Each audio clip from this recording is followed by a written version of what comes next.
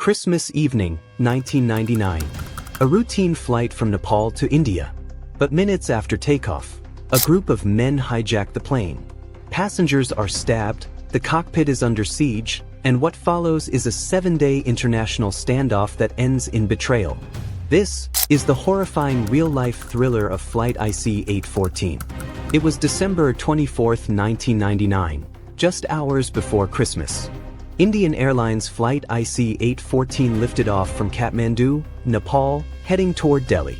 On board, 176 people. Tourists, families, honeymooners. The flight crew was experienced. The Airbus A300 was cruising smoothly. But within 40 minutes of takeoff, all hell broke loose.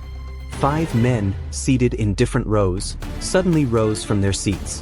One pulled out a dagger and stabbed a flight attendant. Another stormed the cockpit, shouting in Urdu, "Divert this plane or everyone dies." The hijackers claimed they had pistols, grenades, and explosives. Captain Devi Sharan had only seconds to decide.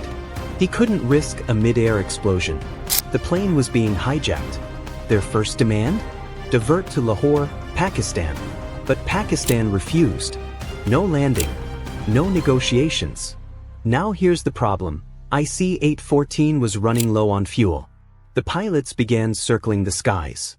The cabin turned into chaos. Passengers cried, begged, vomited. Some were praying. Others were bleeding. The hijackers weren't bluffing. They were ready to kill. Finally, after intense pressure, Lahore allowed the aircraft to land, but only to refuel. The hijackers became more aggressive. Co-pilot Tripathi had been dragged out of the cockpit. Flight engineer Talwar was injured. Still, the captain remained calm, buying time, thinking ahead. Once refueled, the aircraft took off again, this time headed to Dubai. But what was the motive? The hijackers weren't just angry radicals. They were trained, coordinated. They had one clear goal: force India to release 3 jailed terrorists, including Maulana Masood Azhar, a deadly extremist with a long history of attacks on Indian soil. Meanwhile, in Delhi, the Indian government was in turmoil. Families of hostages had surrounded the PM's house, crying for answers. But India had a strict policy: no negotiations with terrorists. That policy was about to be tested. In Dubai, negotiations began. Under pressure, 27 passengers, women, children, and elderly, were released. But the hijackers weren't done. The remaining passengers were to be used as human shields. The plane then took off again, this time, headed for a place even worse: Kandahar, Afghanistan. A Taliban stronghold. Lawless. Outside the reach of international authorities. It was now day 2. The plane was parked on a deserted airstrip surrounded by Taliban fighters with AK-47s. There was no turning back. The hijackers were now in total control. Inside the aircraft, conditions were deteriorating fast. Passengers were crammed in fear. They had no proper food, no medicine. The hijackers were taunting, threatening, beating them. One of them took it further. They stabbed a young passenger named Rupin Kityal, a newlywed returning from his honeymoon. He died in front of his wife. That moment broke the nation. Media coverage exploded. Candlelight vigils, screaming headlines, non-stop debates. "Negotiate," shouted some. "Hold your ground," demanded others. Inside the war rooms of Delhi, the government was split. Every hour was a gamble. Every decision could mean life or death. But as day 5 approached, the hijackers made their final demand. Release the 3 prisoners, or we start executing passengers, 1 every hour. Faced with an impossible choice, India caved. It wasn't surrender, it was survival. On December 31, 1999, after 7 days of terror, a special Indian aircraft landed in Kandahar. On board were the 3 prisoners.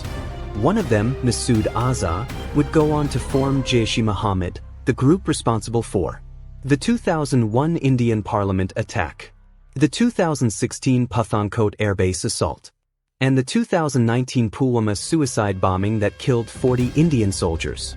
IC 814 wasn't just a hijack. It was a turning point in Indian history.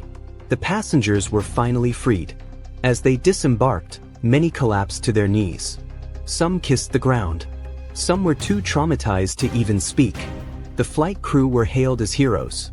Captain Devi Sharan was awarded for bravery. His calm under pressure likely saved every soul on board. But what happened to the hijackers? Despite their faces being captured on camera, none of the 5 were ever arrested. Not one. Protected by foreign regimes, they vanished. Free men, unpunished, while Rupin Kityal's widow still waits for justice. 25 years later, the IC-814 hijack exposed just how vulnerable commercial aviation can be, not to technical failure, but to political terror. It changed India's airport security forever. But it also revealed something darker, that even in moments of international crisis, terror can win if diplomacy hesitates. And today, the question still lingers: would we handle it any differently now? Or would we make the same painful decision all over again? This was the haunting real-life story of IC-814. If this shook you, subscribe now. Because on this channel, we uncover the world's most gripping aviation mysteries every single week. And tell us in the comments, what would you have done if you were in that cockpit?